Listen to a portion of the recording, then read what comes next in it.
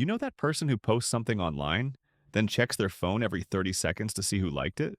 The one who refreshes the page like their life depends on it, reads every comment twice, and somehow their entire mood shifts based on whether they got 12 likes or 112. Maybe it's your friend, maybe it's your coworker, or maybe, just maybe, it's you. But here's the thing. Something fascinating happens when people stop doing this. When they finally let go of that constant need for approval, for validation, for someone else to tell them they matter. The shift isn't what you'd expect. And the psychology behind it? It reveals something deeper about how we're all wired. So let's talk about what actually happens when you stop seeking validation from others. Because there are different stages, different types of freedom people experience. And understanding them might just change how you see yourself. First, there's the person who stops seeking validation and immediately feels lost, like they're floating in empty space with no anchor. They were so used to measuring their worth through other people's reactions that without it, they don't know who they are anymore. You see them posting less, being quieter, almost like they're disappearing. But inside, they're panicking because for years, maybe decades, they built their entire identity on being liked, being approved of, being seen. And now that they've decided to stop chasing that, there's this terrifying void. Who am I if nobody's watching? Who am I if nobody cares? It's like they were performing their whole life and suddenly the audience left, and they're standing on an empty stage wondering what the point of any of it was. This stage is uncomfortable, raw, but here's the psychology behind it. Our brains are wired for social connection. We're tribal creatures, and when we suddenly cut off that external feedback loop, our brain genuinely doesn't know how to self-regulate anymore. It's withdrawal, like quitting something you were addicted to. And yeah, it feels awful at first.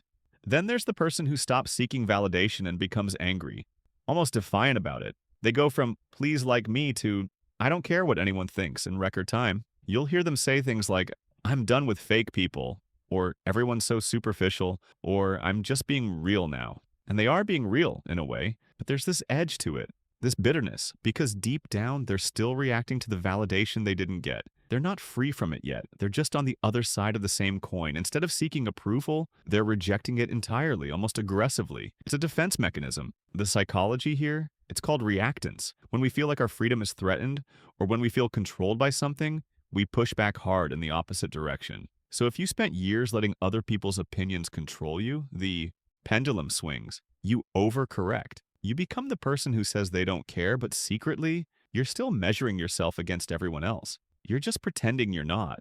But then there's the person who stops seeking validation and discovers something quieter, something calmer. They're not lost. They're not angry. They're just there, living their life without constantly checking if it's impressive enough. They post something because they want to, not because they need the response. They make decisions based on what feels right to them, not what looks right to everyone else. And the interesting thing, other people start noticing them more, not because they're trying harder, but because they're not trying at all. There's something magnetic about someone who's genuinely comfortable in their own skin, someone who's not performing.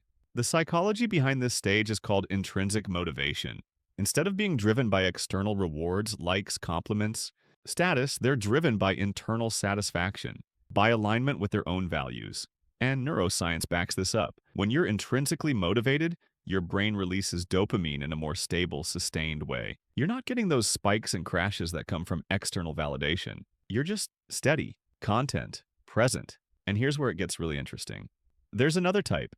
The person who stops seeking validation and realizes they never actually wanted it in the first place.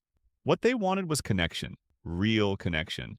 Not applause, not attention, just to be seen, to be understood. And when they stop performing for validation, they start attracting the kind of people who see them for real.